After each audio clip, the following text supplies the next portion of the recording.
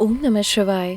कैसे हैं आप सब? आज आपसे मैं 3 ऐसी बातें शेयर करने वाली हूँ जो रावण ने बताई थी और आप भी अपने जीवन में उन्हें गांठ बांध लीजिएगा, बहुत ही फायदे में रहेंगे। देखिए, सबसे पहले आपके मन में सवाल उठ रहा होगा कि रावण की बात हो रही है, जहाँ वो सिर्फ और सिर्फ बुरा इंसान था। लेकिन कभी आपने अपने जीवन में अनुभव किया होगा कि हर इंसान में, चाहे वो कितना भी बुरा क्यों ना हो, लेकिन उसमें एक ना एक अच्छी बात तो जरूर होती है, कोई ना कोई खूबी जरूर होती है। तो हमें या उसकी बुराई ही नहीं देखनी, बल्कि उसमें से कुछ अच्छी चीज है, हमें सिर्फ उसको देखना है और उसको अपने अंदर, अपनी जिंदगी के अंदर अमल कर लेना है। तो बस ऐसी ही खूबसूरत सी कहानी है आज की। तो चलिए शुरू करते हैं। राम रावण के युद्ध की समाप्ति के बाद जब रावण मरणासन की स्थिति में था, तब भगवान श्री राम ने लक्ष्मण से कहा कि इस संसार से नीति, राजनीति और शक्ति का महान पंडित विदा ले रहा है, तो तुम उसके पास जाओ और उससे कुछ शिक्षा ले आओ जो तुम्हें कोई और नहीं दे सकते। श्री राम की ये बात मानकर लक्ष्मण रावण के सिर के पास जाकर खड़े हो गए। कुछ देर इंतजार किया, परंतु रावण कुछ भी नहीं बोला। तो लक्ष्मण को लगा कि रावण मुझे अपमानित कर रहा है, इसलिए लक्ष्मण भगवान राम के पास वापस चले आए और बोले, भैया, रावण मरणासन अवस्था में पड़ा है, मगर उसका अहंकार अभी तक समाप्त नहीं हुआ। लक्ष्मण इसके आगे कुछ और बोलते,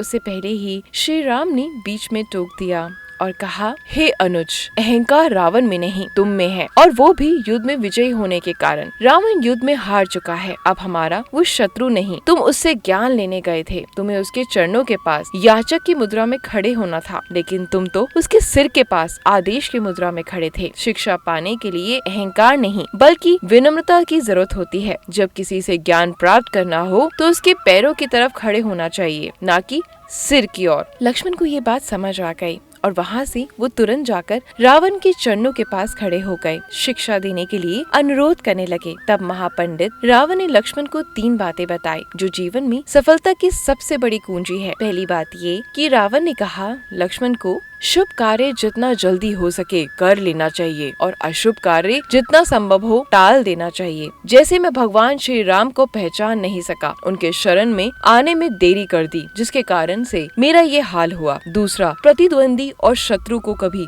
कमजोर नहीं समझना चाहिए, ये भूल मैं कर गया और मैंने जिन्हें साधारण वानर और भालू समझा, उन्होंने मेरी संपूर्ण सेना को नष्ट कर दिया। मैंने जब ब्रह्मा जी से अमरता का वरदान मांगा, तब मनुष्य और वानर के अतिरिक्त कोई भी मेरा वध ना कर सके, ऐसा मैंने ब्रह्मा जी से कहा था, क्योंकि मैं मनुष्य और वानर को तुच्छ समझता था और मेरी ये सबसे बड़ी भूल थी। तीसरी और अंतिम बात ये कि किसी भी राज को राज ही रहने दो। अपने जीवन का कोई भी राज किसी को नहीं बताना चाहिए, चाहे वह कितना ही करीबी क्यों ना हो। यहाँ भी मैं भूल कर गया, क्योंकि मैंने विभीषण को अपने मृत्यु का राज बता दिया था। ये मेरे जीवन की सबसे बड़ी भूल थी। दोस्तों, ये सब बातें भले ही रावण ने आज से पहले लक्ष्मण को बताई थी, लेकिन सत्य यही है कि ये बातें आज भी उतनी ही सत्य हैं जितनी पहले थी। अगर आप भी इन बातों का अपने जीवन में अनुसरण करते हैं तो निश्चित ही आप मुश्किलों से दूर रहेंगे।